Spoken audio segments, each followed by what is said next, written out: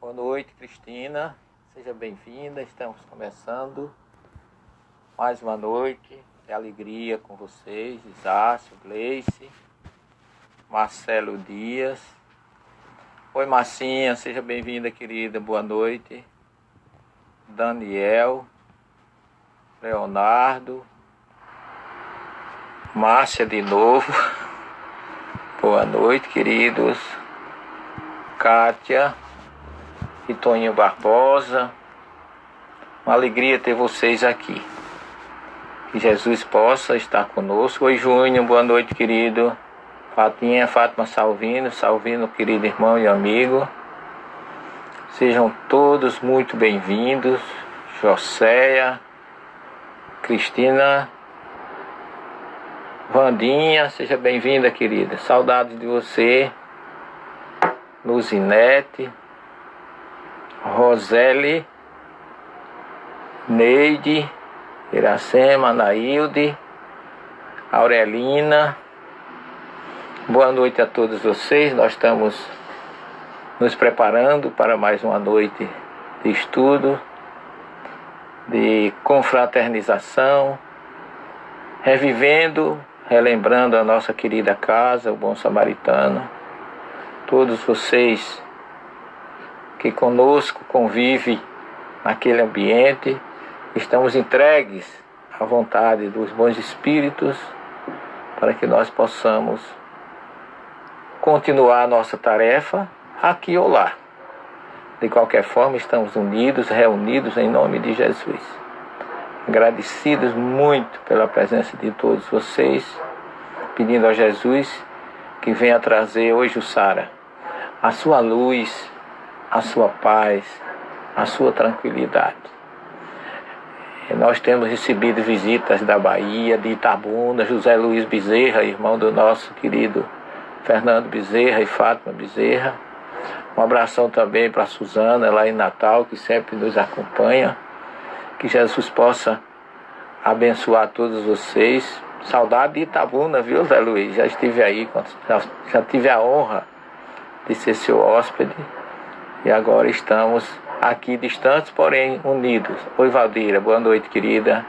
Seja bem-vinda.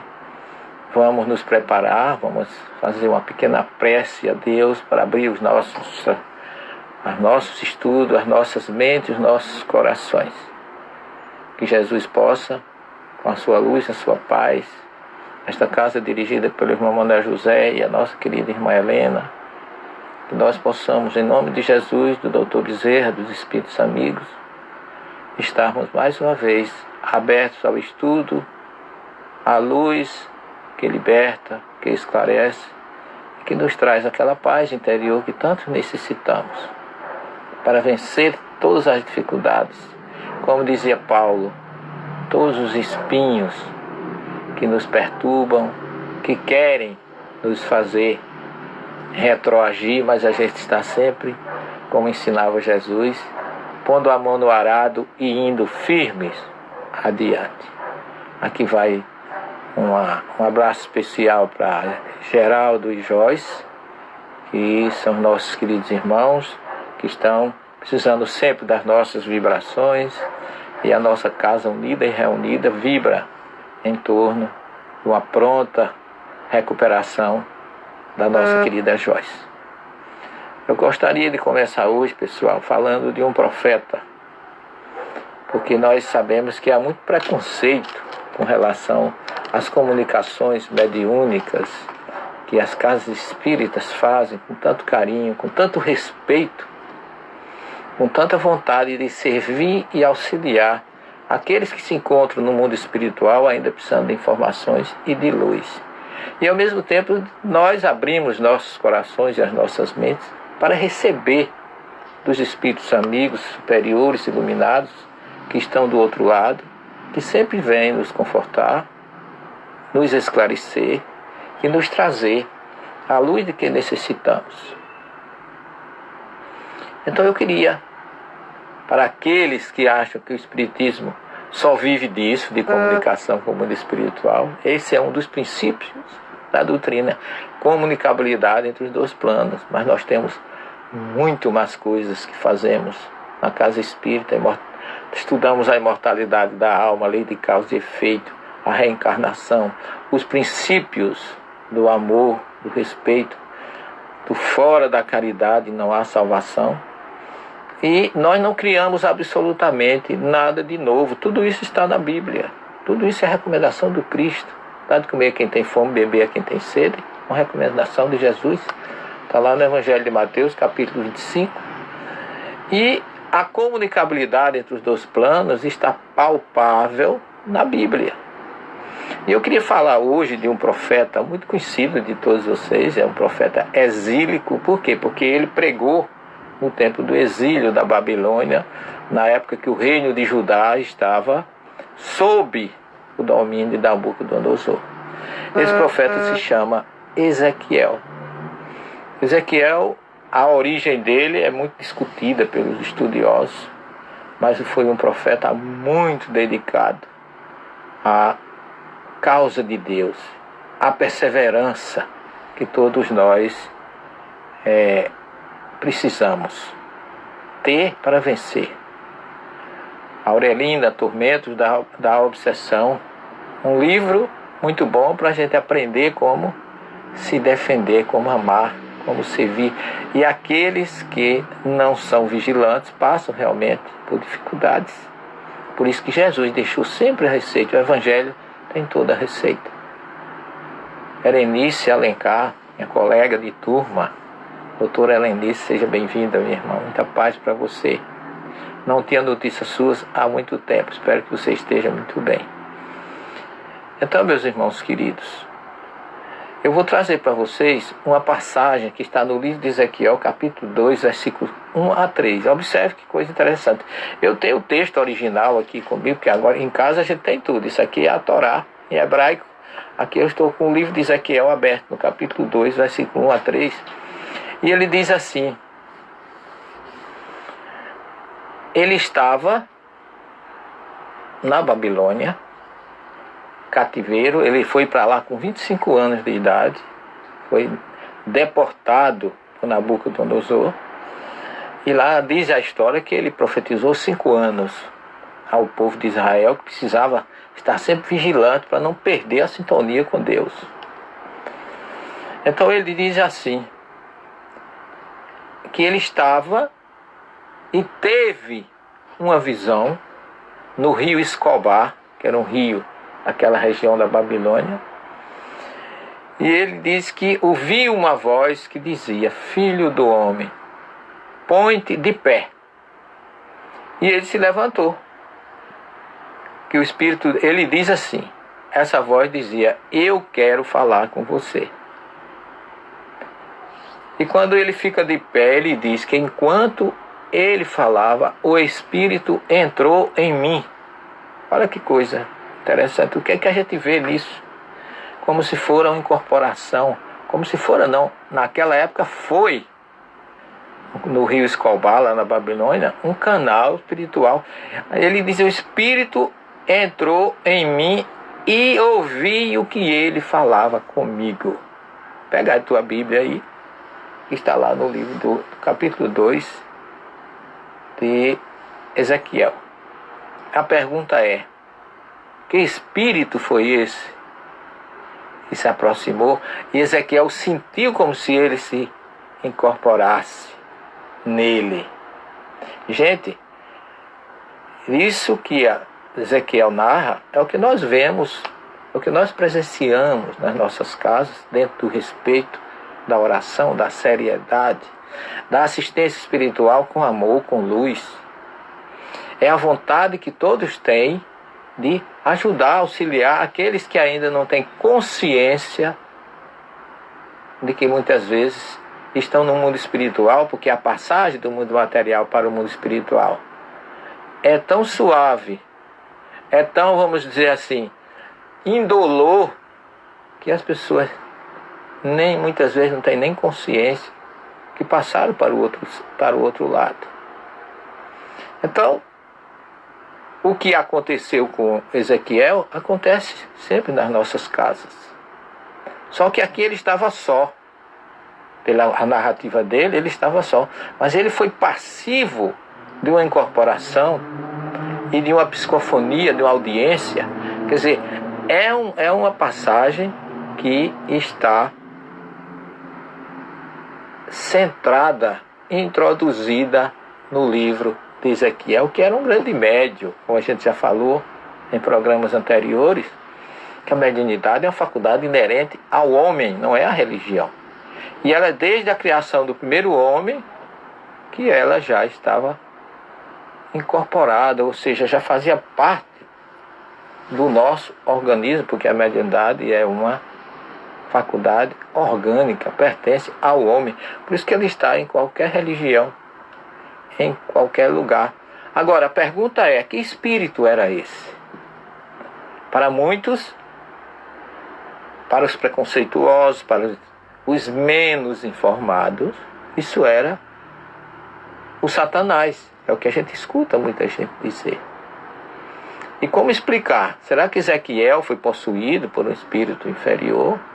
Deus não era.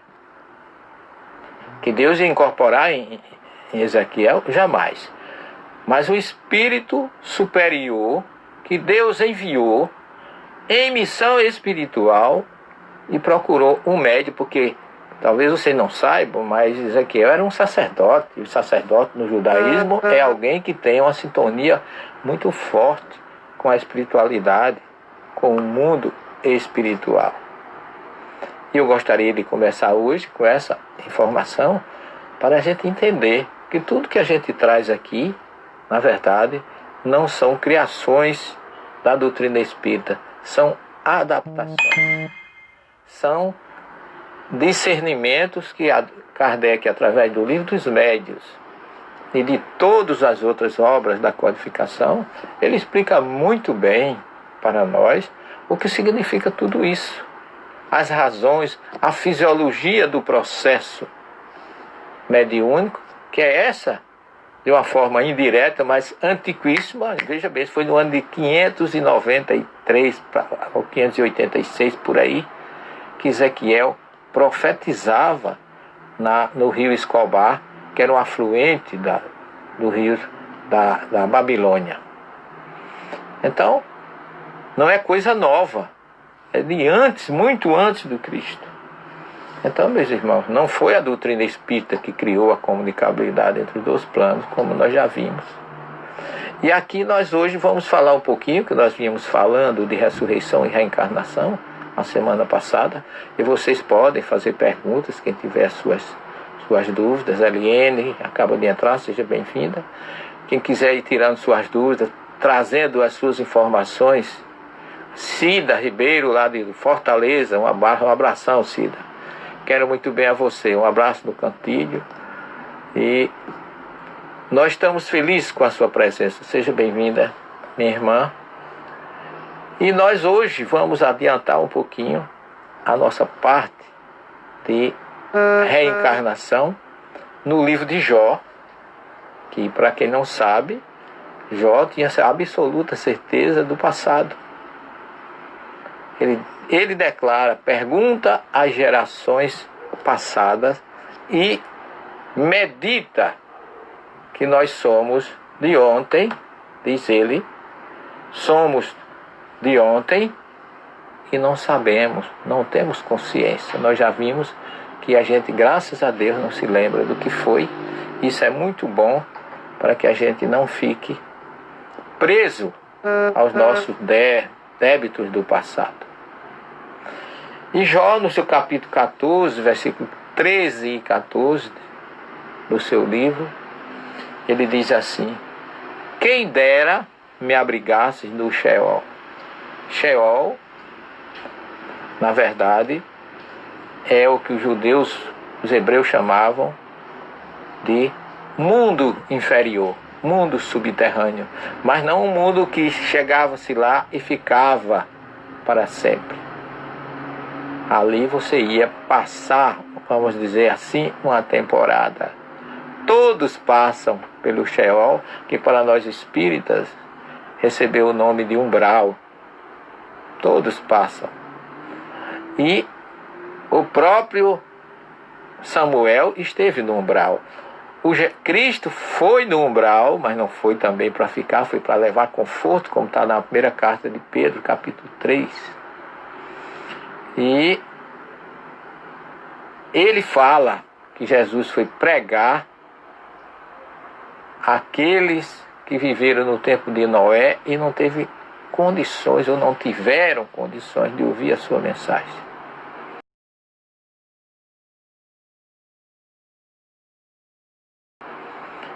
Então, é uma prova de que é um ambiente que todos passavam lá. E Jó está dizendo: quem me dera me abrigasse no Sheol e lá me escondesse até passar a tua cobrança para comigo. Aurelina, eu não conheço esse livro, mas é das Legiões ao Calvário. Deve ser, é uma psicografia, estou vendo aqui, que do cristianismo primitivo, deve ser. Essas obras sempre trazem experiências muito ricas com relação àqueles que nos antecederam e àqueles que fizeram suporte da mensagem no século I, II e III, da mensagem do Evangelho deixada por Jesus. Obrigado pela sua observação. Se quiser acrescentar alguma coisa aí por escrito, nós ficaremos agradecidos. Porque eu leio bastante, mas às vezes psicografia de Tânia Oliveira, e eu não conheço a médium, mas precisaria ver. Pelo que você está me falando aí, deve ser uma obra muito, muito, muito interessante para nos auxiliar a vencer as dificuldades. Obrigado pela sua colaboração, Aurelina. Voltando aqui a Jó, ele diz: quem dera me abrigaste do Sheol até que passe a tua cobrança. Pois se um homem morrer, aí vem a pergunta, terá um renascimento? Jó tinha dúvidas, como Salomão teve muitas dúvidas. O capítulo 6 de Salomão é um capítulo de dúvidas. Não é só o 6, tem outros capítulos que ele também tem dúvidas sobre o mundo espiritual. Sobretudo no Eclesiastes, vaidade das vaidades, que é como ele começa falando, pensando ele, naquela época, ele tinha muita dúvida se nós teríamos outra vida depois dessa. Mas depois Salomão não teve mais dúvida e passou a crer plenamente no mundo espiritual, para onde todos nós iremos e teremos que prestar conta daquilo que fizemos aqui. Por isso, vigiemos e oremos e preparemos o nosso futuro enquanto estamos aqui. Porque aqui, diz André Luiz, na terra, o local onde você deixou o débito, você volta para recomeçar dele. Então é preciso que nós tenhamos essa consciência, esse conhecimento e vigiemos para que não tenhamos que passar por dissabores. Vigiai e orai. É a primeira colocação que Jesus deixa para nós. Rui de Oliveira Faria, seja bem-vindo, meu irmão. Jesus lhe abençoe. Obrigado pela sua presença e pela sua honrosa audiência.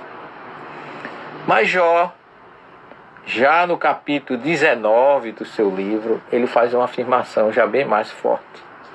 Ele diz assim: eu soube que meu defensor está vivo. Ele agora já tem uma esperança bem mais forte sobre o seu futuro. E no final se levantará do pó, e depois em minha carne verei a Deus.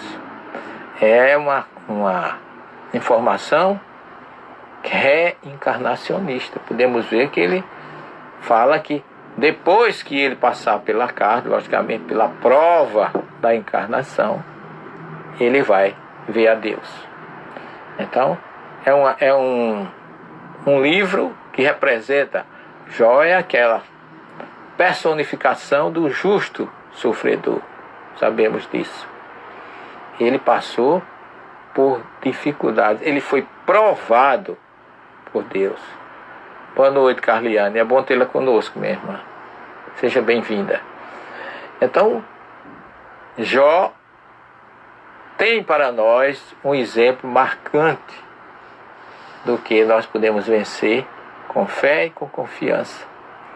E muitas vezes, quando a gente não sabe, como diz os espíritos amigos, de onde veio, qual a causa do nosso sofrimento, porque nós podemos saber o que fizemos nessa existência. Se merecemos o que passamos segundo o que fizemos aqui. Mas não nos lembramos do que fizemos ontem. E como Deus não é injusto, Ele é infinitamente bom, perfeito e justo, se nós sofremos, a nossa causa tem uma razão de ser. E se não foi nessa, não descobrimos nessa, vem de outra. E graças a Deus que não sabemos, não nos lembramos, porque talvez fosse realmente nos perturbar. Escaduche, boa noite, meu querido, seja bem-vindo. Nós estamos com muitos amigos, muitos companheiros, Zita Catarina, estamos com uma honrosa audiência com vocês, obrigado, que Jesus possa iluminar e assistir a todos. A paciência a tudo alcança. É verdade, Rui. Eu conheço um provérbio que diz assim: a paciência é uma árvore de raízes amargas, mas de frutos doces. Então, através da perseverança, a gente com certeza chega lá. É confiar, ser firme, não desistir. Oi, Chumbinho, doutor Chumbinho, que bom tê-lo conosco, amigo. Muito obrigado pela sua presença. Um abração para você, saudade da sua cultura e da sua honrosa companhia em nossas viagens, a caminho da história do Cristo, por esse mundão por onde já passamos. Você sempre foi um grande amigo, um grande companheiro de viagem. O Márcio também, seja bem-vindo. Então, meus irmãos, dando continuidade à importância que devemos dar a tudo que nos acontece, por isso que Paulo dizia, sobretudo dai graça, a gente deve sempre estar agradecendo a Deus por essas recomendações e por essas oportunidades que a gente consegue aprender com o outro.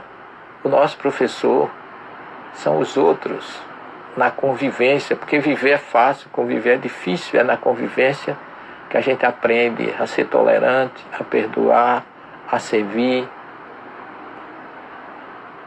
Almeida Giane: professor, eu nunca consegui entender exatamente o que quer dizer essa passagem. Deixa aos mortos ou sepultar os seus próprios mortos. Tu, porém, vai e prega o reino de Deus. Lucas 9,60. Isso, minha querida Almeida, é uma pergunta muito interessante. Eu vou explicar. Esse rapaz foi convidado por Jesus para segui-lo. E Jesus fez 2 grandes convites na vida dele. 2 grandes convites. Um convite aos discípulos, aquele que ele queria ensinar para transformá-los em apóstolos, e convites universais. E esse jovem, Jesus o convidou: segue-me. E ele disse: deixa primeiro eu enterrar meu pai. Ora,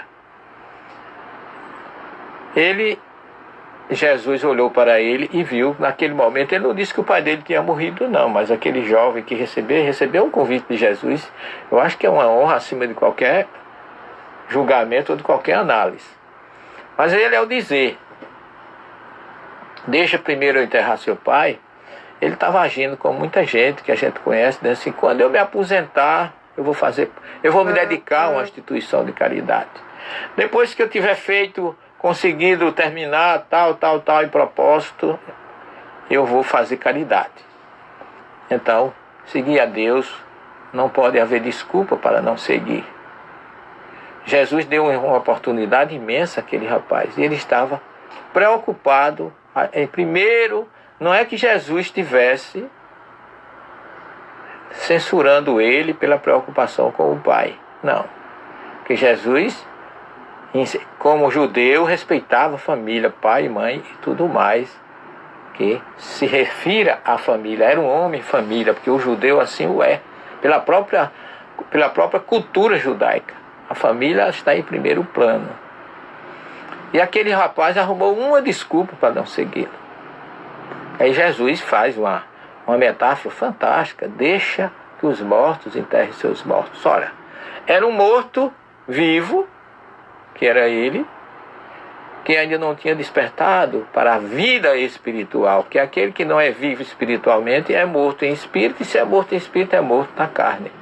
Ele estava morto, estava conversando com Jesus, mas ele não estava vivo espiritualmente. Ele estava colocando coisas materiais acima do espiritual. E é isso que Jesus queria dizer para ele. Olha, primeiro vai as coisas espirituais, que tudo mais vos será dado por acréscimo. Foi isso que Jesus quis dizer. Então era um morto que não quis assumir a vida espiritual, que iria enterrar um outro morto fisicamente. Era um morto físico e um morto espiritual. Essa é a pergunta, é o significado desse capítulo do livro de Lucas 19, se eu não me engano. Então, é mais ou menos isso, minha filha, que ele quis dizer com essa mensagem fantástica. Porque aquele doutor da lei, quando disse que o que é que devia fazer para alcançar a vida eterna, ele diz: amar a Deus sobre todas as coisas, de todo o teu coração, de toda a tua alma, e ao teu próximo como a ti mesmo.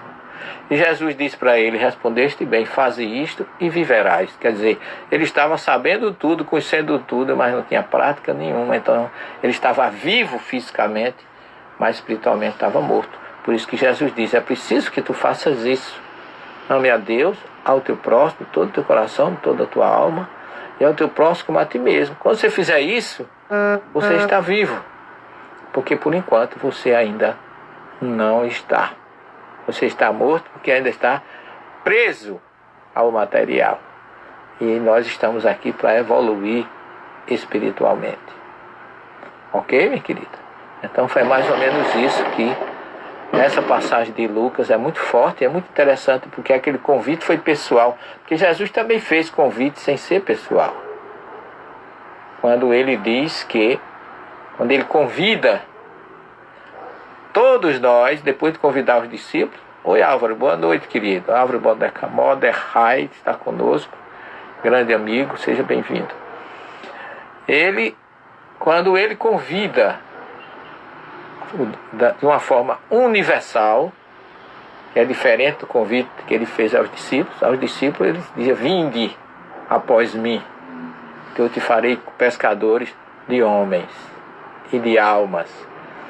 Mas para nós, vamos dizer assim, de uma forma geral, ele diz: vinde a mim todos vós que estáis cansados e oprimidos, e eu vos aliviarei. Então aí o convite já não é pessoal, é universal. É aquele que sofre, que ele passa a ser o consolador geral de todas as pessoas. Ele não era só dos discípulos, ele preparava para a vida, e nós ele prepara para ser seu seguidor e viver. Boa noite, Álvaro. Prazer imenso, querido. Seja muito bem-vindo ao nosso grande grupo, que já lhe admira muito e continuará lhe admirando. Estamos trabalhando, eu e o Álvaro, comunicando aqui a vocês, num trabalho sobre as parábolas do Cristo numa visão judaico-cristã. Então estamos realmente envolvidos em trazer para vocês conceitos judaicos cristãos dos ensinamentos judaico-cristãos dos ensinamentos de Jesus. É uma alegria tê-lo aqui conosco, meu irmão. Seja bem-vindo. Então, nós temos ainda, levando em consideração, os salmos. A palavra salmos é traduzida como louvores. É da palavra hebraica terlim.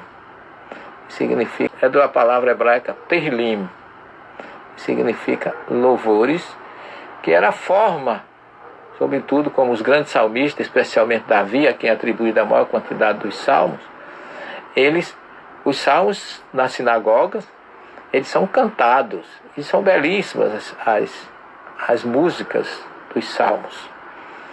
E Davi, ele diz assim no Salmo 16, versículo 9 e 10: o meu coração se alegra e minha honra exulta. Também o meu corpo descansará em segurança, porque não deixarás minha alma no Sheol. Olha, a crença de o que muita gente tem no inferno eterno, a partir daí começa a ter respostas de que nós não vamos ao Sheol para lá permanecer eternamente.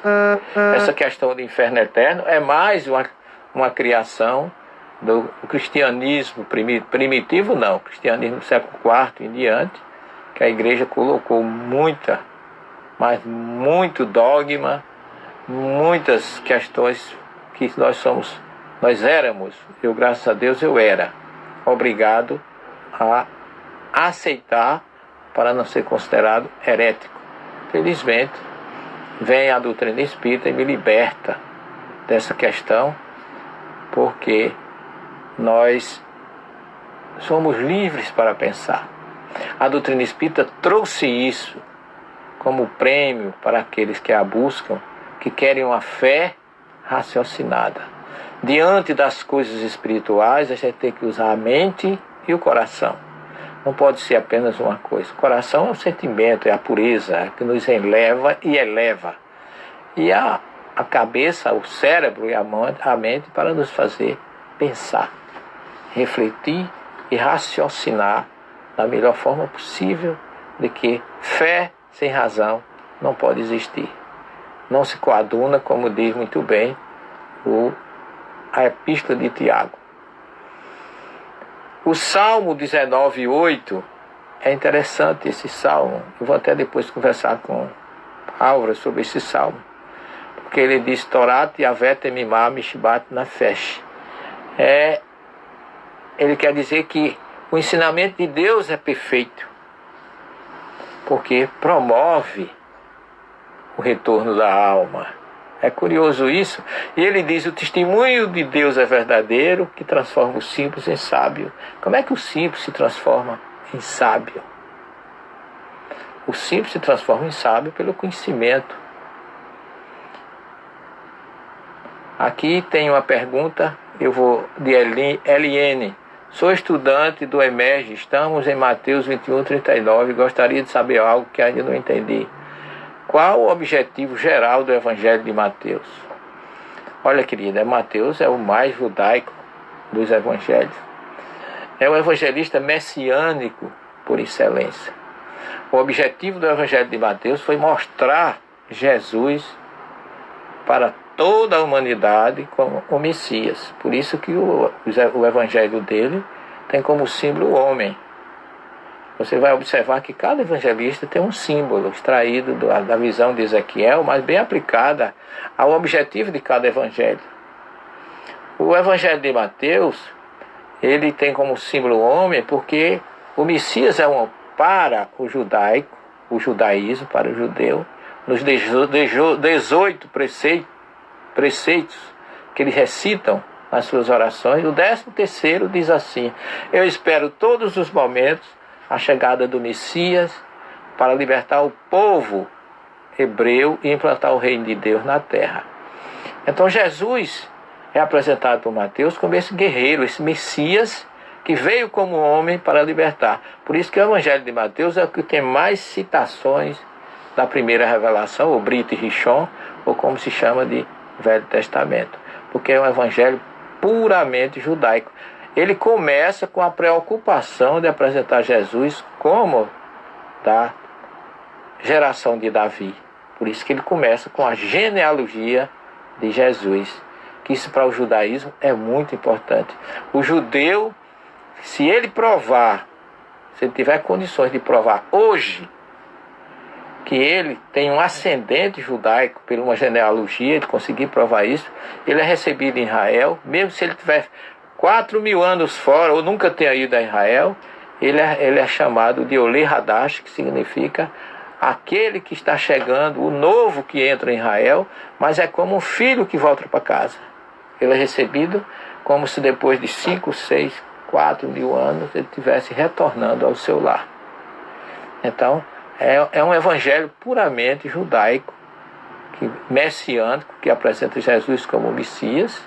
Lucas já apresenta, o símbolo de Lucas é um touro, que representa o sacerdote Zacarias, o pai de João Batista. Marcos é o leão, a voz que clama no deserto, e João, uma águia. Eu espero ter lhe ajudado aí na sua sua dúvida, mas o objetivo dele é esse: apresentar Jesus como Messias.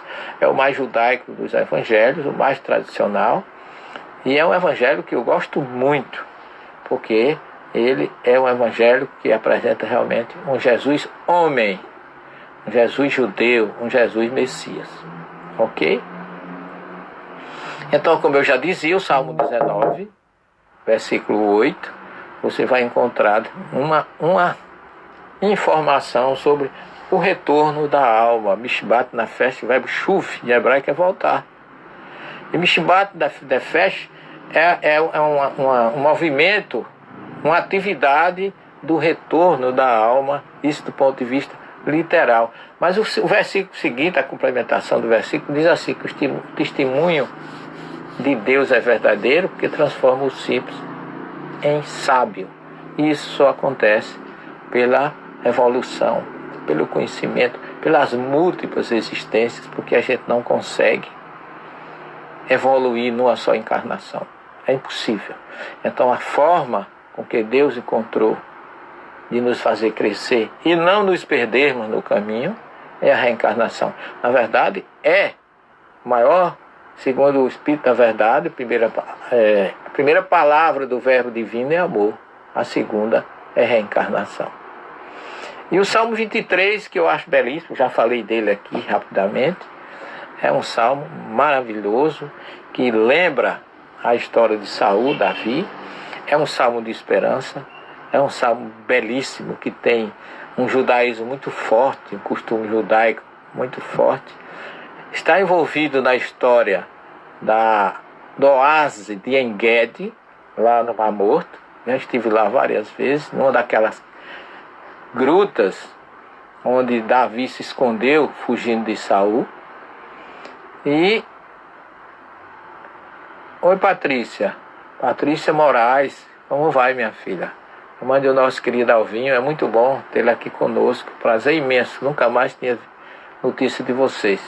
Um abraço em todos, viu? No Álvaro e no Alvinho. Então o Salmo 23, lá naquela região, fica perto, En-Gedi já fica perto de Qumran, e perto também de Massada, da história magnífica da resistência judaica depois da destruição do templo no ano 70, narrado por Flávio Josefo. Tem até um filme com esse nome, Massada. Massada em hebraico é fortaleza. Então a história do Salmo 23 sempre me internece muito, porque ele é um salmo reencarnacionista, ele é um salmo de esperança, é um salmo de certeza no futuro, porque Davi para nós, dá um exemplo do que é confiança em Deus. É um salmo que num momento como esse, que nós estamos vivendo essa pandemia, todo mundo apavorado, aqueles que não têm um suporte espiritual realmente, está muito difícil suportar tudo isso. Mas é um salmo que diz assim: Yahvé Roí lo errissá, Deus é meu pastor, ele não me faltará.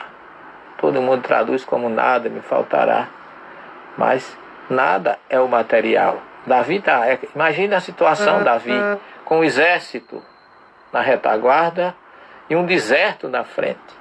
Eu já atravessei o deserto do Negev, deserto da Judéia, grande parte do deserto da África, do Saara, porque eu já saí do Cairo e fui até o Monte Sinai, cortei aquele deserto todo. E o deserto é um lugar terrível, no sentido de que ali não existe nada. Naquelas regiões mais desérticas mesmo, é como você está em alto mar, não há diferença nenhuma. E o deserto sempre nos traz uma esperança muito forte de que aonde não tem nada, tem Deus, porque Ele está em todo canto. E Davi dá essa certeza, porque imagina o quadro: quem de nós, perseguido por um exército, com o deserto é árido, durante o dia a temperatura é altíssima, à noite ela baixa.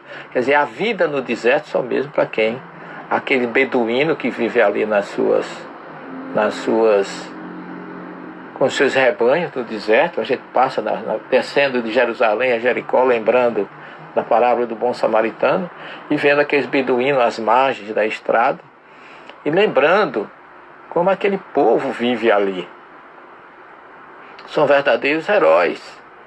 Davi estava numa situação dessa, só que além de estar só, perseguido, ele só tinha uma saída: se embrear no deserto. E dizem os estudiosos que, apesar do deserto ser tão seco e tão árido, Davi, com sua harpa, levou orvalho para o deserto, porque ele levava Deus. Então ele começa a dizer: aqui não tem nada, mas o meu pastor aqui é Deus. Deus é meu pastor, ele não me faltará. É Deus quem não me falta.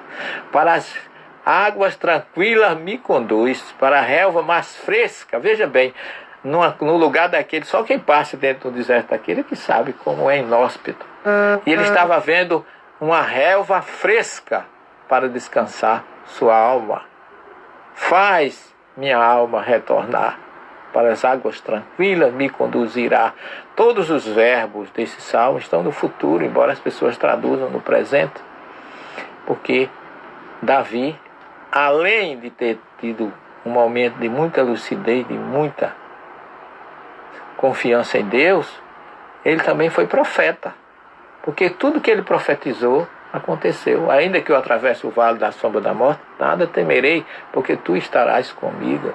Teu bastão e teu cajado serão o meu conforto. Prepararás uma mesa na presença dos meus perseguidores. Obrigado, Álvaro. Álvaro está dizendo aqui essa leitura belíssima, tradução que o Senhor traz de que Deus não faltará. É bem importante. Leva a tradução no sentido original. Deus não faltará. Exatamente, querido. A expressão, você sabe, o verbo lerracer em hebraico é sofrer falta. E lá está escrito: Yavé roi, roi sheli, Deus é meu pastor. Lo erissá, ele não me faltará. É Deus quem não me falta. Porque aí quando você diz nada me falta, você leva para o material. Obrigado, querido, pelo apoio. É bom porque você conhece o idioma, estudou já com os rabinos lá e tá. Agora, particularmente, eu tenho a felicidade de ter conhecido você, que tem também conhecimento do idioma, é judeu, quer dizer, judeu hoje não é mais, é espírita, mas é judeu, estudou em Israel, tem raízes judaicas, conhece o hebraico muito bem, fala muito bem. Então você representa assim hoje uma aquisição muito boa para a doutrina espírita. Depois de quase 30 anos eu trabalhando praticamente só, surge você que a espiritualidade nos coloca um ao lado do outro, nada é casual, e nós já estamos trabalhando juntos, e é uma honra muito grande. Kavod meod sheli, ter você, né? Oli. Então, fico feliz com o seu reforço sobre esse belíssimo salmo de esperança, porque ungirás minha cabeça. Ele não era rei ainda, não era rei, mas ele prevê essa unção que ele teve depois por Samuel, depois da morte de Saul. Ungirás minha cabeça na presença daqueles que me provocam. Certamente bondade e benevolência me seguirão todos os dias das minhas vidas, e habitarei na casa do Senhor por longos anos. É um salmo realmente, não a situação dessa, alguém ter uma inspiração de recitar um poema como esse, mostra a fé, a confiança e a sintonia que ele tinha com Deus. Foi um homem realmente de muita fé, e que deixou que ele tinha com Deus. Foi um homem realmente de muita fé, e que deixou um legado importantíssimo para nós, não é? Porque nós temos nesse homem um ascendente do Cristo, não é? Porque diz Mateus que de Abraão a Davi foram 14 gerações, de Davi ao cativeiro mais 14, e do cativeiro até o Cristo mais 14. Então nós temos aí 42 gerações de uma sequência genealógica que, como a pergunta que a nossa irmã fez, mostra muito bem o objetivo desse grande evangelista que foi Mateus, esse grande judeu. Ele era tão judeu que ele era mais rigoroso quando se referia ao samaritano do que o próprio Cristo. Jesus nunca foi rigoroso, mas Mateus teve a coragem de escrever no seu evangelho que Jesus tinha dito que eles não passassem na terra dos samaritanos. Então Jesus teria sido incoerente de dizer isso e começar a sua missão falando, se revelando a uma mulher da Samaria no poço de Jacó. Nós tivemos, estou vendo aqui Massinha, nós tivemos agora em novembro no poço de Jacó, lá na Samaria. Hoje é território, Nábulos, território dos árabes, né? É Cisjordânia lá. Mas é um lugar também maravilhoso, quando a gente se lembra que Jesus esteve ali, que ali ele se revelou pela primeira vez como Messias a uma mulher. É quebrar todos os paradigmas, é mostrar que o amor não tem fronteiras, abre as dificuldades, abre os caminhos para todos nós. Então, meus irmãos, esse Salmo 23 para mim ele é o salmo, um dos mais belos salmos. A maioria são perfeitos, mas em termos de salmo de esperança, de confiança e certeza no futuro, para mim é o maior. Porque a gente sempre tem costume de desistir na primeira, né? Rui de Oliveira, eu tive a satisfação de receber um livro seu. Obrigado, meu querido. É um prazer, ter a honra de você se candidatar a estudar conosco. Eu sou um despertador daqueles que querem realmente encontrar a verdade. Não me considero o dono da verdade, só Jesus o é. Nós somos trabalhadores, servos, no bom sentido, do seu trabalho libertador e da sua luz, que está sempre a nos instigar a ir em frente. Ok? Muita alegria de estar aqui com vocês. O Álvaro estive com o Álvaro sábado passado. Ele fez uma grande preleção sobre as bem-aventuranças. Eu aconselho quem não viu, ver. Está à disposição. Ele tem um canal no YouTube, vocês podem procurar. É o Álvaro Mordecai, que é o nome judeu dele, hebreu, e ele tem muita coisa boa lá. Então, sábado eu tive a honra de participar e assistir, fiquei encantado com a visão espiritual profunda que ele coloca na sua visão judaico-cristã espírita sobre as bem-aventuranças. É um lado que eu não explorei, porque eu trabalhei mais com o lado de um Jesus consolando, confortando os romanos, confortando os judeus perante a opressão romana. Mas ele conseguiu trazer assim, fazer um relacionamento muito forte entre as bem-aventuranças e o próprio Salmo, que nós estamos falando aqui sobre os Salmos. E nós vamos encerrar com o Salmo 30, o versículo 4, quando ele diz assim: Senhor, elevaste minha alma do Sheol e me fizeste reviver dos que descem à cova. É uma esperança plena de que ninguém fica lá no mundo espiritual, lá subalterno ou para sempre preso ao Sheol, porque Jesus mesmo diz em João 5, 28 e 29, que todos que dormem no pó despertarão.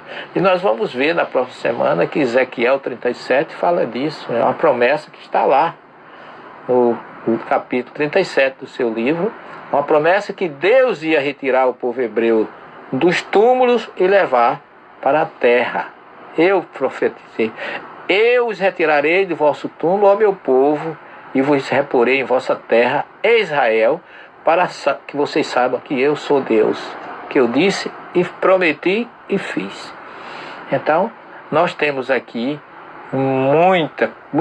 muitas pérolas nesse livro dos sapienciais e dos profetas, que nós vamos explorar um pouquinho, porque tem muito a ver a mediunidade dos profetas com o que nós encontramos dos tipos de mediunidade no livro dos médiuns. Nosso tempo está esgotando. Eu queria agradecer a oportunidade da presença de todos vocês. Foi um prazer imenso estar com vocês, com a Márcia, com a Wanda, com o Álvaro, A gente vai se ver no sábado de novo, se Deus quiser, Álvaro. Espero estar contigo lá para a gente conversar um pouquinho. Sábado nós teremos uma live com o Ministério de Jesus na Galileia. E a gente vai estar, se Deus quiser, no canal do Zoom, lá em Campo Grande, Mato Grosso do Sul. Eu que agradeço a vocês a gentileza, a paciência, o apoio, o estímulo, porque... Oi, Neidinha, boa noite, prazer em revê-la, em saber que você está presente, muita paz para todos, Anaílde, todos vocês, que Deus possa, nesse momento, nos encher de esperança e que a mensagem dos Salmos, a mensagem de esperança que Davi nos coloca nesse Salmo 23, é tudo que nós necessitamos para não desanimar, ir em frente e para o alto, como nos recomenda o nosso Mestre Jesus. Vamos agradecer a Ele por mais esta oportunidade, que Ele possa continuar em nossas vidas, nos protegendo, nos iluminando, nos colocando sempre firmes e confiantes no amanhã. Agradecemos a Ti, Senhor Mestre e amigo Jesus, que nos prometeste que estaríamos conosco até a consumação dos séculos. Este momento é um momento típico de nós provarmos que confiamos na Tua promessa. Habita os nossos corações, Senhor, continua conosco, abençoa todos os Teus filhos, nossos irmãos que aqui estiveram reunidos nesta noite, para que possamos praticar tudo aquilo que estamos recebendo das Tuas revelações de amor, de luz e de paz. Se conosco, Jesus, abençoa todos que aqui se encontram e que tenhamos todos uma boa noite, uma boa semana e até a próxima terça, às 20 horas, mais uma vez, aqui com vocês. Muita paz e muita luz para todos vocês. Que assim seja.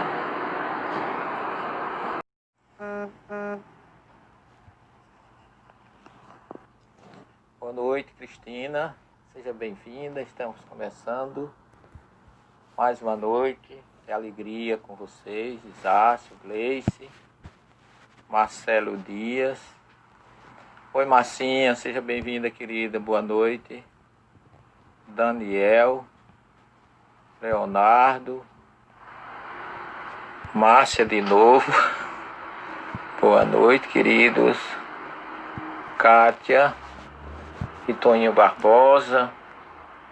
Uma alegria ter vocês aqui. Que Jesus possa estar conosco. Oi, Júnior, boa noite, querido. Fátima Salvino, querido irmão e amigo. Sejam todos muito bem-vindos. Joséia, Cristina, Vandinha, seja bem-vinda, querida. Saudades de você. Luzinete, Roseli, Neide, Iracema, Anaílde, Aurelina. Boa noite a todos vocês. Nós estamos nos preparando para mais uma noite de estudo, de confraternização, revivendo, relembrando a nossa querida casa, o Bom Samaritano. Todos vocês que conosco convivem naquele ambiente, estamos entregues à vontade dos bons espíritos para que nós possamos continuar a nossa tarefa aqui ou lá. De qualquer forma, estamos unidos, reunidos em nome de Jesus. Agradecidos muito pela presença de todos vocês, pedindo a Jesus que venha trazer hoje, Sara, a sua luz, a sua paz, a sua tranquilidade. E nós temos recebido visitas da Bahia, de Itabuna, José Luiz Bezerra, irmão do nosso querido Fernando Bezerra e Fátima Bezerra. Um abração também para a Suzana, lá em Natal, que sempre nos acompanha. Que Jesus possa abençoar todos vocês. Saudade de Itabuna, viu, Zé Luiz? Já estive aí, já tive a honra de ser seu hóspede. E agora estamos aqui distantes, porém unidos. Oi, Valdeira, boa noite, querida. Seja bem-vinda. Vamos nos preparar, vamos fazer uma pequena prece a Deus para abrir aos nossos estudos, às nossas mentes, os nossos corações. Que Jesus possa, com a sua luz, a sua paz, esta casa dirigida pelo irmão Manuel José e a nossa querida irmã Helena, que nós possamos, em nome de Jesus, do Dr. Bezerra, dos Espíritos Amigos, estarmos mais uma vez abertos ao estudo, à luz que liberta, que esclarece, que nos traz aquela paz interior que tanto necessitamos para vencer todas as dificuldades. Como dizia Paulo, todos os espinhos que nos perturbam, que querem nos fazer retroagir, mas a gente está sempre, como ensinava Jesus, pondo a mão no arado e indo firmes adiante. Aqui vai um abraço especial para Geraldo e Joyce, que são nossos queridos irmãos, que estão precisando sempre das nossas vibrações, e a nossa casa unida e reunida vibra em torno de uma pronta recuperação da nossa querida Joyce.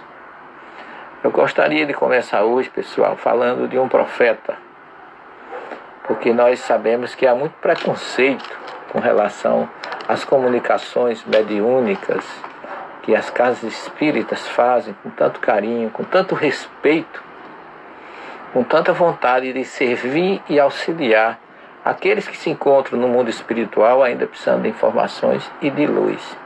E ao mesmo tempo nós abrimos nossos corações e as nossas mentes para receber dos espíritos amigos, superiores, iluminados, que estão do outro lado, que sempre vêm nos confortar, nos esclarecer e nos trazer a luz de que necessitamos.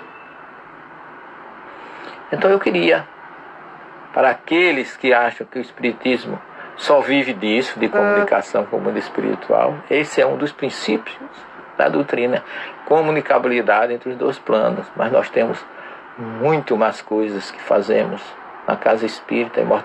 Estudamos a imortalidade da alma, a lei de causa e efeito, a reencarnação, os princípios do amor, do respeito, do fora da caridade não há salvação. E nós não criamos absolutamente nada de novo. Tudo isso está na Bíblia. Tudo isso é recomendação do Cristo. Dá de comer a quem tem fome, beber a quem tem sede. Uma recomendação de Jesus. Está lá no Evangelho de Mateus, capítulo 25. E a comunicabilidade entre os dois planos está palpável na Bíblia.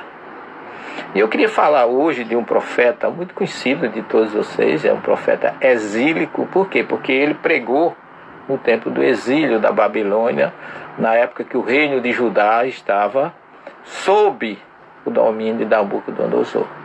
Esse profeta se chama Ezequiel. Ezequiel, a origem dele é muito discutida pelos estudiosos, mas foi um profeta muito dedicado à causa de Deus, à perseverança que todos nós precisamos ter para vencer. Aurelinda, Tormentos da Obsessão, um livro muito bom para a gente aprender como se defender, como amar, como servir. E aqueles que não são vigilantes passam realmente por dificuldades. Por isso que Jesus deixou sempre a receita. O Evangelho tem toda a receita. Helenice Alencar, minha colega de turma, doutora Helenice, seja bem-vinda, minha irmã. Muita paz para você. Não tinha notícias suas há muito tempo. Espero que você esteja muito bem. Então, meus irmãos queridos, eu vou trazer para vocês uma passagem que está no livro de Ezequiel, capítulo 2, versículos 1 a 3. Observe que coisa interessante. Eu tenho o texto original aqui comigo, porque agora em casa a gente tem tudo. Isso aqui é a Torá em hebraico. Aqui eu estou com o livro de Ezequiel aberto, no capítulo 2, versículo 1 a 3. E ele diz assim: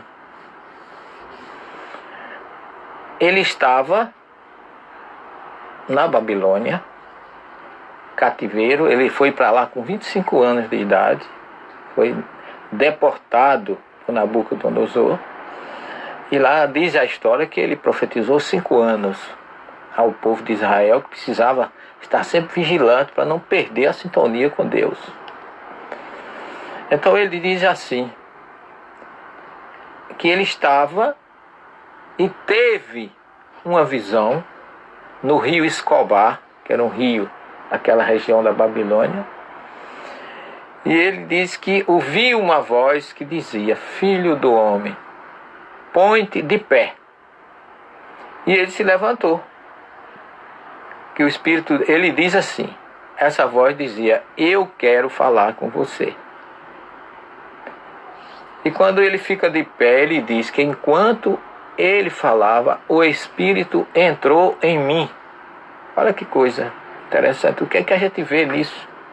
Como se fora uma incorporação. Como se fora, não. Naquela época foi, no rio Escobar, lá na Babilônia, um canal espiritual. Ele diz: o Espírito entrou em mim e ouvi o que ele falava comigo.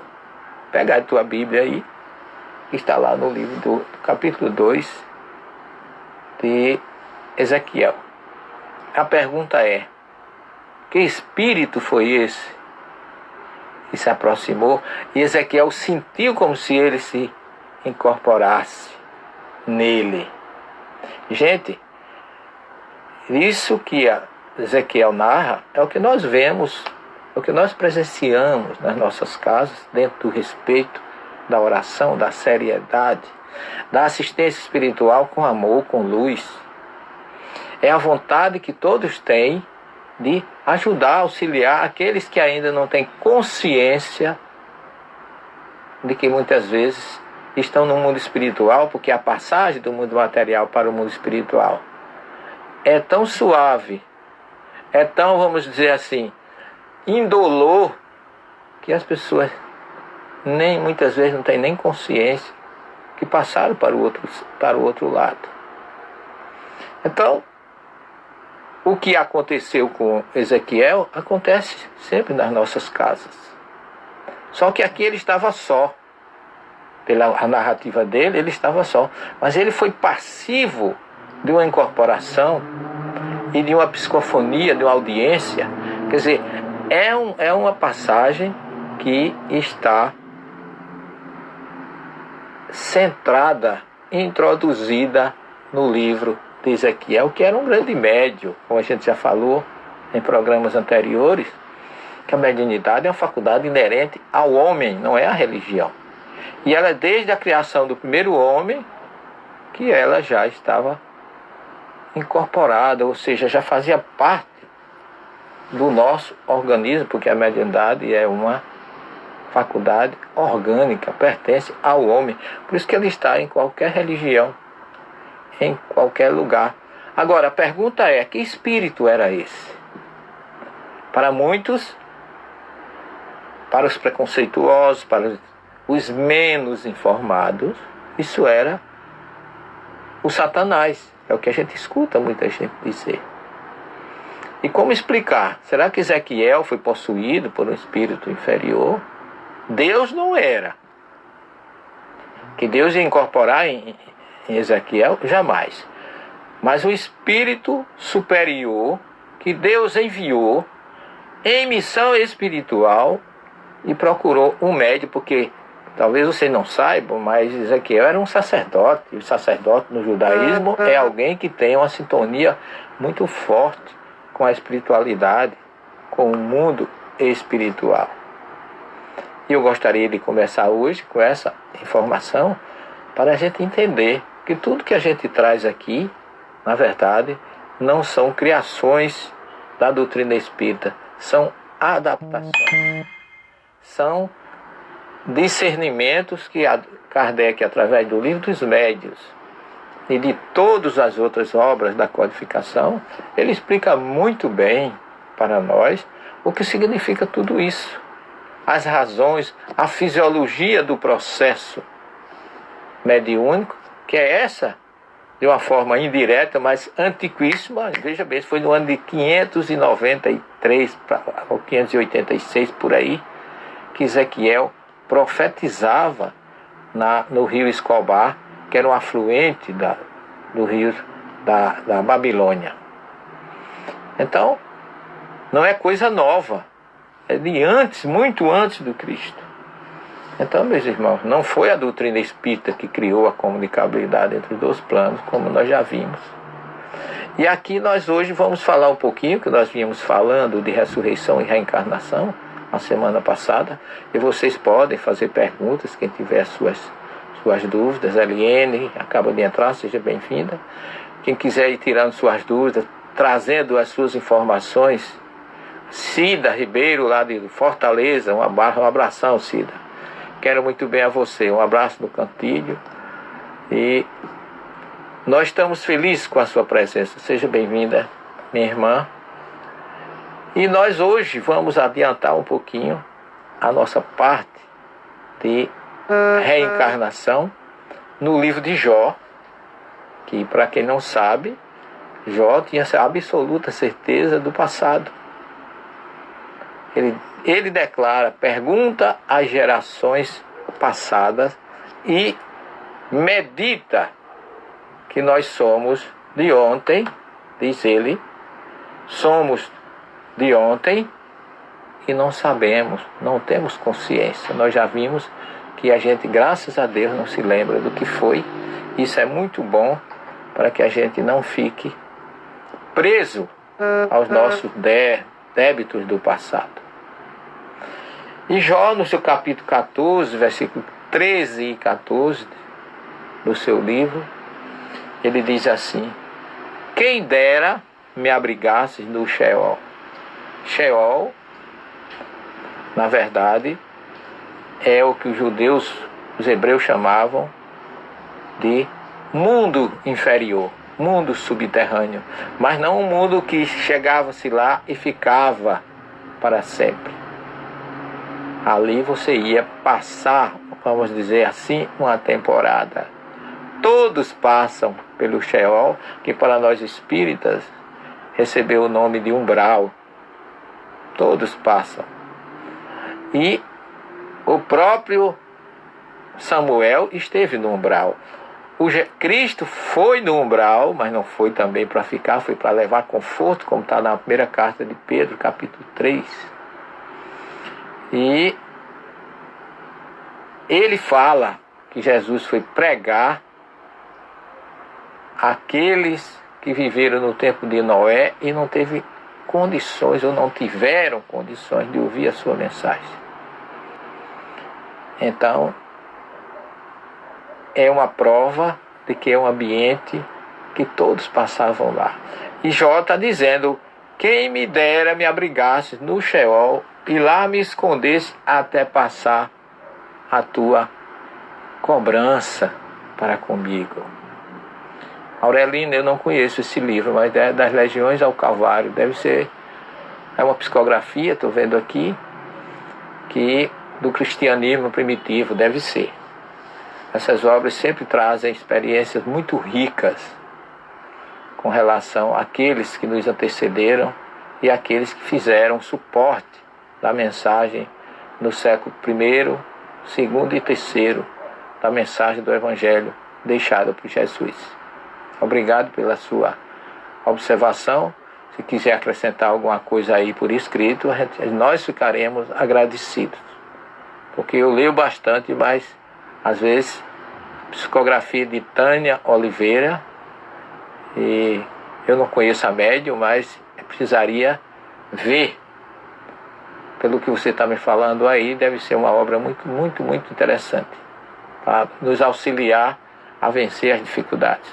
Obrigado pela sua colaboração, Aurelina. Voltando aqui a Jó, ele diz: quem dera me abrigaste do Sheol até que passe a tua cobrança. Pois se um homem morrer, aí vem a pergunta, terá um renascimento? Jó tinha dúvidas, como Salomão teve muitas dúvidas. O capítulo 6 de Salomão é um capítulo de dúvidas. Não é só o 6, tem outros capítulos que ele também tem dúvidas sobre o mundo espiritual. Sobretudo no Eclesiastes, vaidade das vaidades, que é como ele começa falando, pensando ele, naquela época, ele tinha muita dúvida se nós teríamos outra vida depois dessa. Mas depois Salomão não teve mais dúvida e passou a crer plenamente no mundo espiritual, para onde todos nós iremos e teremos que prestar conta daquilo que fizemos aqui. Por isso, vigiemos e oremos e preparemos o nosso futuro enquanto estamos aqui. Porque aqui, diz André Luiz, na terra, o local onde você deixou o débito, você volta para recomeçar dele. Então é preciso que nós tenhamos essa consciência, esse conhecimento e vigiemos para que não tenhamos que passar por dissabores. Vigiai e orai. É a primeira colocação que Jesus deixa para nós. Rui de Oliveira Faria, seja bem-vindo, meu irmão. Jesus lhe abençoe. Obrigado pela sua presença e pela sua honrosa audiência. Mas Jó, já no capítulo 19 do seu livro, ele faz uma afirmação já bem mais forte. Ele diz assim: eu soube que meu defensor está vivo. Ele agora já tem uma esperança bem mais forte sobre o seu futuro. E no final se levantará do pó, e depois em minha carne verei a Deus. É uma informação reencarnacionista. Podemos ver que ele fala que depois que ele passar pela carne, logicamente pela prova da encarnação, ele vai ver a Deus. Então, é um livro que representa, Jó é aquela personificação do justo sofredor. Sabemos disso. Ele passou por dificuldades, ele foi provado por Deus. Boa noite, Carliane, é bom tê-la conosco, minha irmã. Seja bem-vinda. Então, Jó tem para nós um exemplo marcante do que nós podemos vencer com fé e com confiança.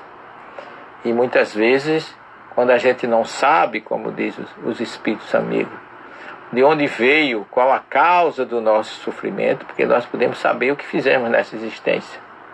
Se merecemos o que passamos segundo o que fizemos aqui. Mas não nos lembramos do que fizemos ontem.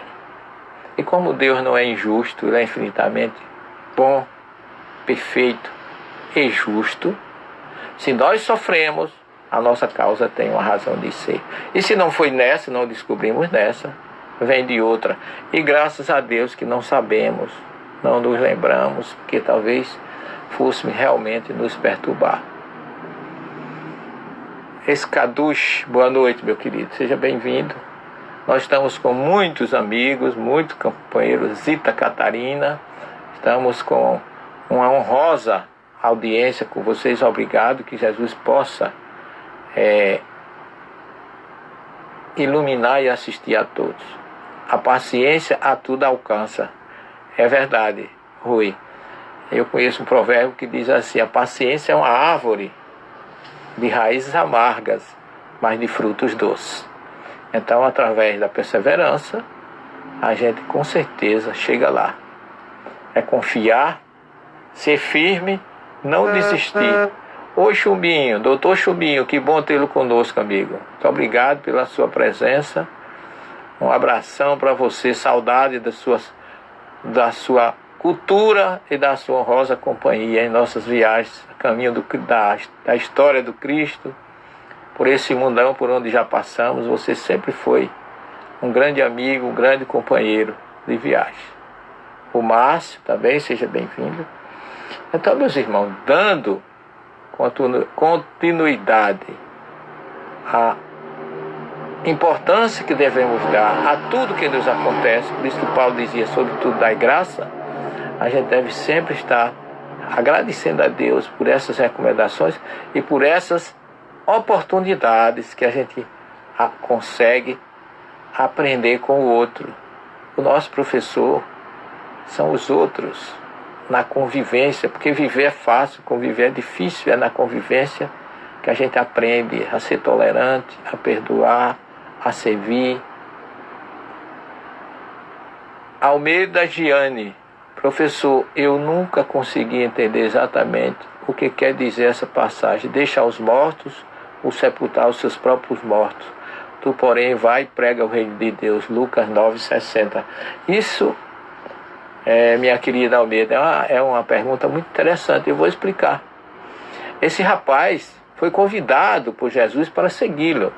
E Jesus fez 2 grandes convites na vida dele. 2 grandes convites.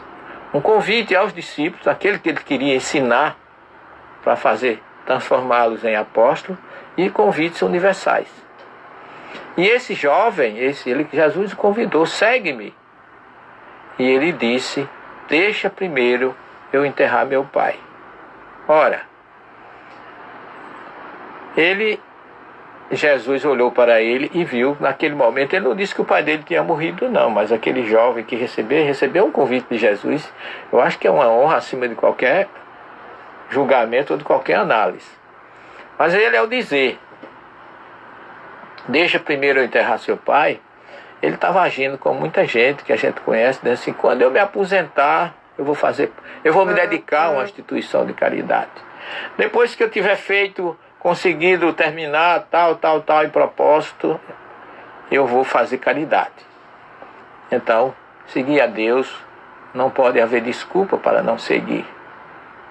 Jesus deu uma oportunidade imensa àquele rapaz, e ele estava preocupado. Primeiro, não é que Jesus estivesse censurando ele pela preocupação com o pai, não. Porque Jesus, como judeu, respeitava a família, pai e mãe e tudo mais que se refira à família. Era um homem família, porque o judeu assim o é, pela própria cultura judaica. A família está em primeiro plano. E aquele rapaz arrumou uma desculpa para não segui-lo. Aí Jesus faz uma metáfora fantástica. Deixa que os mortos enterrem seus mortos. Olha, era um morto vivo, que era ele, que ainda não tinha despertado para a vida espiritual, que aquele que não é vivo espiritualmente é morto em espírito, e se é morto em espírito é morto na carne. Ele estava morto, estava conversando com Jesus, mas ele não estava vivo espiritualmente. Ele estava colocando coisas materiais acima do espiritual. E é isso que Jesus queria dizer para ele. Olha, primeiro vai às coisas espirituais, que tudo mais vos será dado por acréscimo. Foi isso que Jesus quis dizer. Então era um morto que não quis assumir a vida espiritual, que iria enterrar um outro morto fisicamente. Era um morto físico e um morto espiritual. Essa é a pergunta, é o significado desse capítulo do livro de Lucas 19, se eu não me engano. Então, é mais ou menos isso, minha filha, que ele quis dizer com essa mensagem fantástica. Porque aquele doutor da lei, quando disse que o que é que devia fazer para alcançar a vida eterna, ele diz, amar a Deus sobre todas as coisas, de todo o teu coração, de toda a tua alma, e ao teu próximo como a ti mesmo. E Jesus disse para ele, respondeste bem, faze isto e viverás. Quer dizer, ele estava sabendo tudo, conhecendo tudo, mas não tinha prática nenhuma. Então, ele estava vivo fisicamente, mas espiritualmente estava morto. Por isso que Jesus diz, é preciso que tu faças isso. Ame a Deus, ao teu próximo, de todo o teu coração, de toda a tua alma, e ao teu próximo como a ti mesmo. Quando você fizer isso, você está vivo. Porque por enquanto você ainda não está. Você está morto porque ainda está preso ao material. E nós estamos aqui para evoluir espiritualmente. Ok, minha querida? Então foi mais ou menos isso que essa passagem de Lucas é muito forte, é muito interessante, porque aquele convite foi pessoal. Porque Jesus também fez convite sem ser pessoal.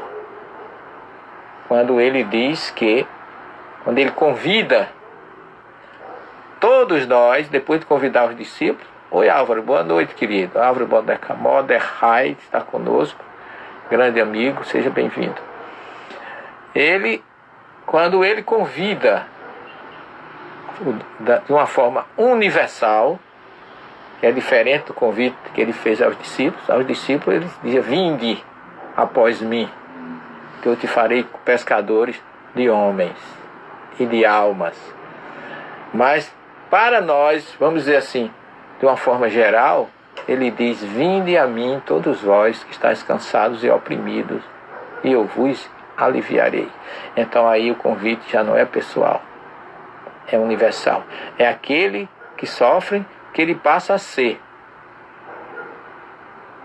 o consolador geral de todas as pessoas. Ele não era só dos discípulos, ele preparava para a vida, e nós ele prepara para ser seu seguidor e viver. Boa noite, Álvaro. Prazer imenso, querido. Seja muito bem-vindo ao nosso grande grupo, que já lhe admira muito e continuará lhe admirando. Estamos trabalhando, eu e o Álvaro, comunicando aqui a vocês, num trabalho sobre as parábolas do Cristo numa visão judaico-cristã. Então estamos realmente envolvidos em trazer para vocês conceitos judaicos cristãos dos ensinamentos judaico-cristãos dos ensinamentos de Jesus. É uma alegria tê-lo aqui conosco, meu irmão. Seja bem-vindo. Então, nós temos ainda, levando em consideração, os salmos. A palavra salmos é traduzida como louvores. É da palavra hebraica terlim. É da palavra hebraica terlim. Significa louvores, que era a forma, sobretudo como os grandes salmistas, especialmente Davi, a quem é atribuída a maior quantidade dos salmos, os salmos nas sinagogas, eles são cantados, e são belíssimas as músicas dos salmos. E Davi, ele diz assim no no Salmo 16, versículo 9 e 10, o meu coração se alegra e minha honra exulta. Também o meu corpo descansará em segurança, porque não deixarás minha alma no Sheol. Olha, a crença de o que muita gente tem no inferno eterno, a partir daí começa a ter respostas de que nós não vamos ao Sheol para lá permanecer eternamente. Essa questão do inferno eterno é mais uma criação do cristianismo primitivo, não. O cristianismo do século IV em diante, que a igreja colocou muito dogma, muitas questões que nós éramos, eu, graças a Deus, eu era obrigado a aceitar para não ser considerado herético. Felizmente, vem a doutrina espírita e me liberta dessa questão, porque nós somos livres para pensar. A doutrina espírita trouxe isso como prêmio para aqueles que a buscam, que querem uma fé raciocinada. Diante das coisas espirituais, a gente tem que usar a mente e o coração. Não pode ser apenas uma coisa. O coração é o sentimento, é a pureza que nos eleva e eleva. E a cabeça, o cérebro e a mente para nos fazer pensar, refletir e raciocinar da melhor forma possível, de que fé sem razão não pode existir. Não se coaduna, como diz muito bem a Epístola de Tiago. O Salmo 19:8 é interessante esse salmo. Eu vou até depois conversar com Álvaro sobre esse salmo. Porque ele diz: Torat Yavé Temimá Mishbat Nafesh. Ele quer dizer que o ensinamento de Deus é perfeito, porque promove o retorno da alma. É curioso isso. E ele diz: o testemunho de Deus é verdadeiro, que transforma o simples em sábio. Como é que o simples se transforma em sábio? O simples se transforma em sábio pelo conhecimento. Aqui tem uma pergunta, de Eliene. Sou estudante do EMERGE, estamos em Mateus 21:39. Gostaria de saber algo que ainda não entendi. Qual o objetivo geral do Evangelho de Mateus? Olha, querida, Mateus é o mais judaico dos evangelhos. É o evangelista messiânico por excelência. O objetivo do Evangelho de Mateus foi mostrar Jesus para toda a humanidade como o Messias. Por isso que o evangelho dele tem como símbolo o homem. Você vai observar que cada evangelista tem um símbolo extraído da visão de Ezequiel, mas bem aplicada ao objetivo de cada evangelho. O evangelho de Mateus, ele tem como símbolo o homem porque o Messias é para o judaico, o judaísmo para o judeu, nos 18 preceitos que eles recitam nas suas orações. O 13º diz assim: eu espero todos os momentos a chegada do Messias para libertar o povo hebreu e implantar o reino de Deus na terra. Então Jesus é apresentado por Mateus como esse guerreiro, esse Messias que veio como homem para libertar. Por isso que o Evangelho de Mateus é o que tem mais citações da primeira revelação, ou Brit Rishon, ou como se chama de Velho Testamento, porque é um evangelho puramente judaico. Ele começa com a preocupação de apresentar Jesus como da geração de Davi. Por isso que ele começa com a genealogia de Jesus, que isso para o judaísmo é muito importante.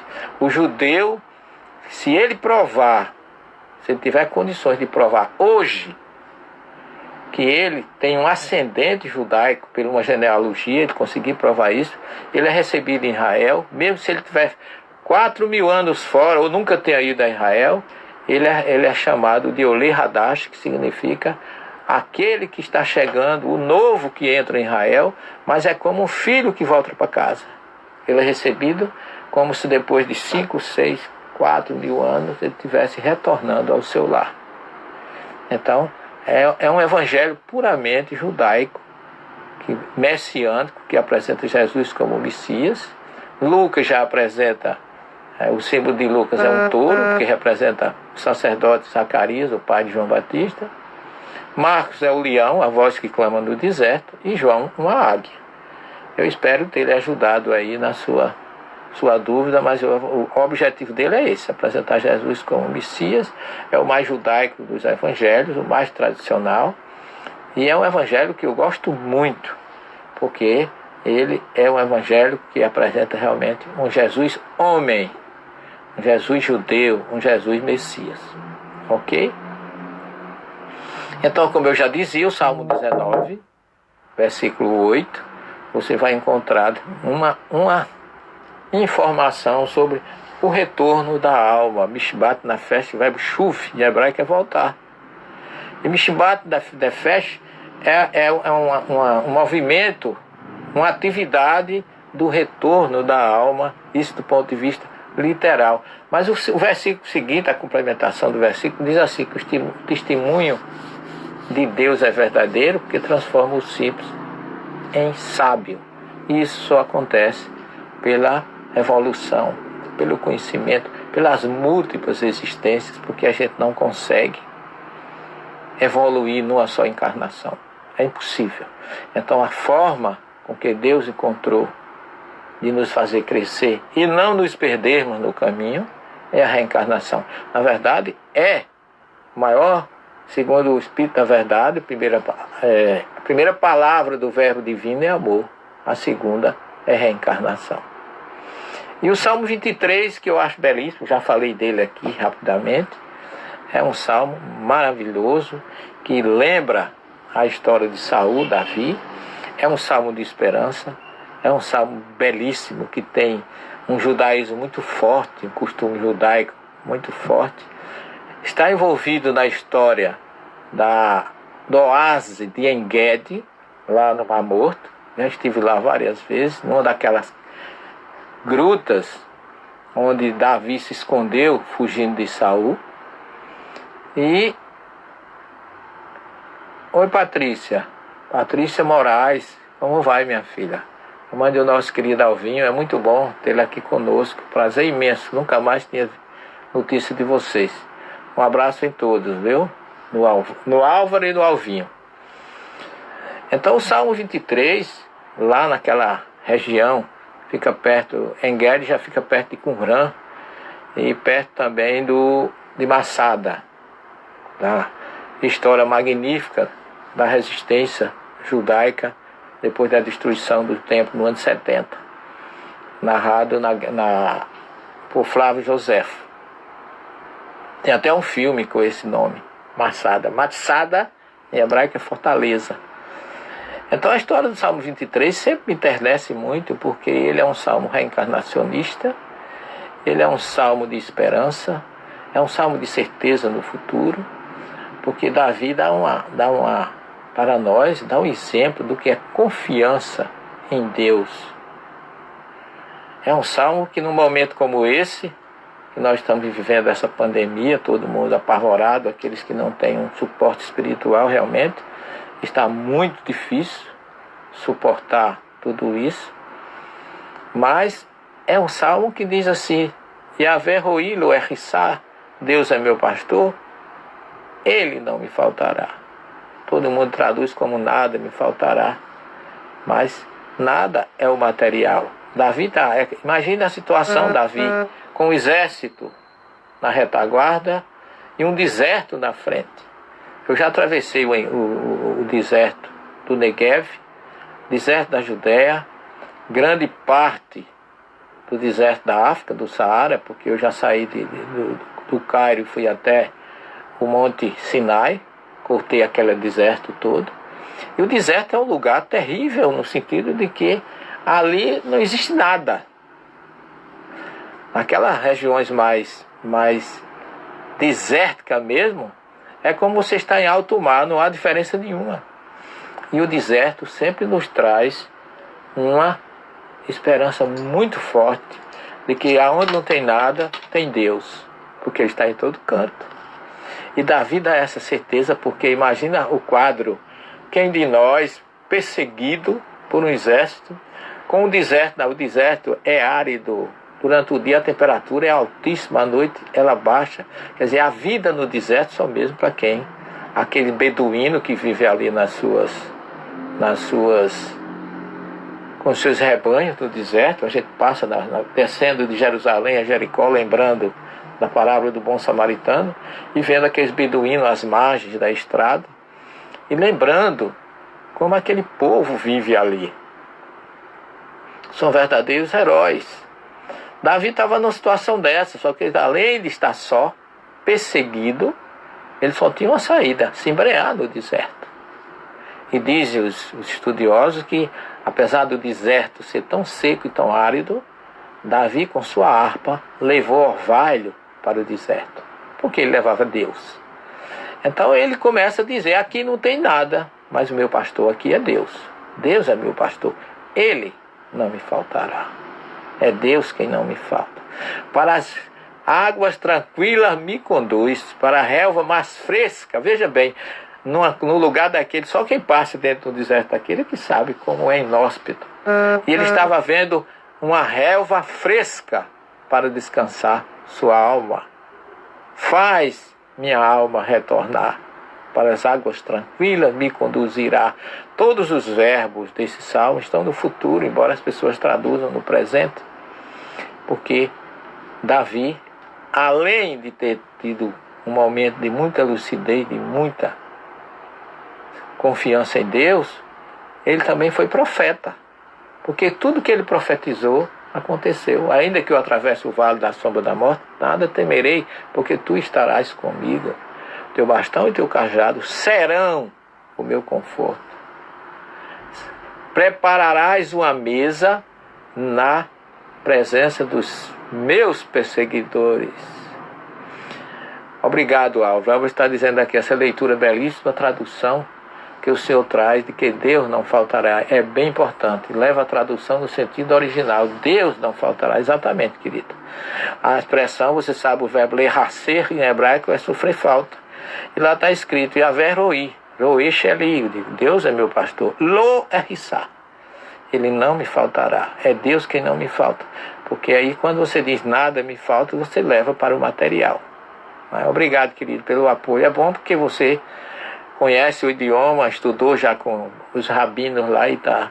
Não me agora, particularmente, eu tenho a felicidade de ter conhecido você, que tem também conhecimento do idioma, é judeu, quer dizer, judeu hoje não é mais, é espírita, mas é judeu, estudou em Israel, tem raízes judaicas, conhece o hebraico muito bem, fala muito bem, então você representa assim hoje uma aquisição muito boa para a doutrina espírita. Depois de quase 30 anos eu trabalhando praticamente só, surge você que a espiritualidade nos coloca um ao lado do outro, nada é casual, e nós já estamos trabalhando juntos, e é uma honra muito grande. Kavod meod sheli, ter você, né? É Oli. Então, fico feliz com o seu reforço sobre esse belíssimo salmo de esperança, porque ungirás minha cabeça, ele não era rei ainda, não era rei, mas ele prevê essa unção que ele teve depois por Samuel, depois da morte de Saul. Ungirás minha cabeça na presença daqueles que me provocam. Certamente bondade e benevolência me seguirão todos os dias das minhas vidas, e habitarei na casa do Senhor por longos anos. É um salmo realmente, não a situação dessa, alguém ter uma inspiração de recitar um poema como esse, mostra a fé, a confiança e a sintonia que ele tinha com Deus. Foi um homem realmente de muita fé e que deixou que ele tinha com Deus. Foi um homem realmente de muita fé e que deixou um legado importantíssimo para nós, não é? Porque nós temos nesse homem um ascendente do Cristo, não é? Porque diz Mateus que de Abraão a Davi foram 14 gerações, de Davi ao cativeiro mais 14, e do cativeiro até o Cristo mais 14. Então nós temos aí 42 gerações de uma sequência genealógica que, como a pergunta que a nossa irmã fez, mostra muito bem o objetivo desse grande evangelista que foi Mateus, esse grande judeu. Ele era tão judeu que ele era mais rigoroso quando se referia ao samaritano do que o próprio Cristo. Jesus nunca foi rigoroso, mas Mateus teve a coragem de escrever no seu evangelho que Jesus tinha dito que eles não passassem na terra dos samaritanos. Então Jesus teria sido incoerente de dizer isso e começar a sua missão se revelando a uma mulher da Samaria no poço de Jacó. Nós tivemos, estou vendo aqui Massinha, nós tivemos agora em novembro no poço de Jacó, lá na Samaria. Hoje é território, Nablus, território dos árabes, né? É Cisjordânia lá. Mas é um lugar também maravilhoso, quando a gente se lembra que Jesus esteve ali, que ali ele se revelou pela primeira vez como Messias a uma mulher. É quebrar todos os paradigmas, é mostrar que o amor não tem fronteiras, abre as dificuldades, abre os caminhos para todos nós. Então, meus irmãos, esse Salmo 23 para mim ele é o salmo, um dos mais belos salmos. A maioria são perfeitos, mas em termos de salmo de esperança, de confiança e certeza no futuro, para mim é o maior, porque a gente sempre tem costume de desistir na primeira, né? Rui de Oliveira, eu tive a satisfação de receber um livro seu. Obrigado, meu querido. É um prazer, ter a honra de você se candidatar a estudar conosco. Eu sou um despertador daqueles que querem realmente encontrar a verdade. Eu não me considero o dono da verdade, só Jesus o é. Nós somos trabalhadores, servos, no bom sentido, do seu trabalho libertador e da sua luz, que está sempre a nos instigar a ir em frente. Ok? Muita alegria de estar aqui com vocês. O Álvaro estive com o Álvaro sábado passado. Ele fez uma grande preleção sobre as bem-aventuranças. Eu aconselho quem não viu, ver. Está à disposição. Ele tem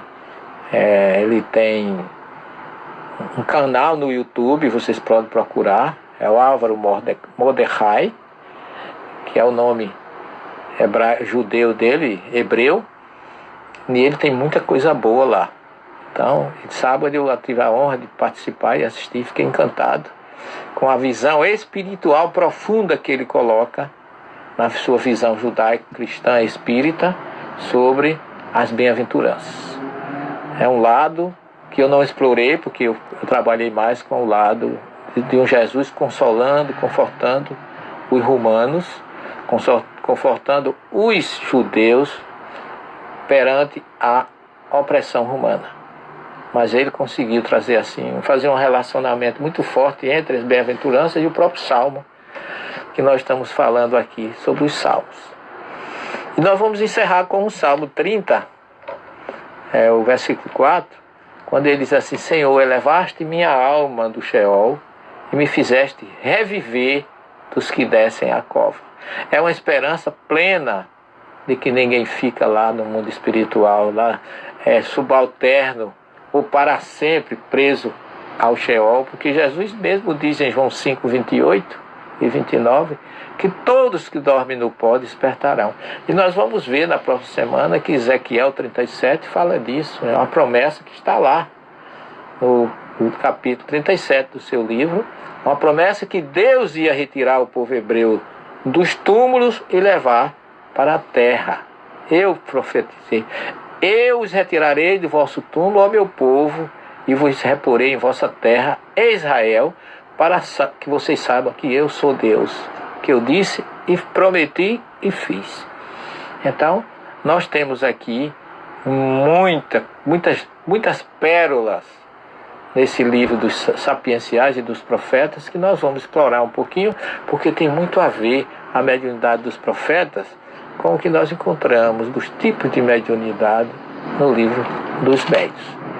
Nosso tempo está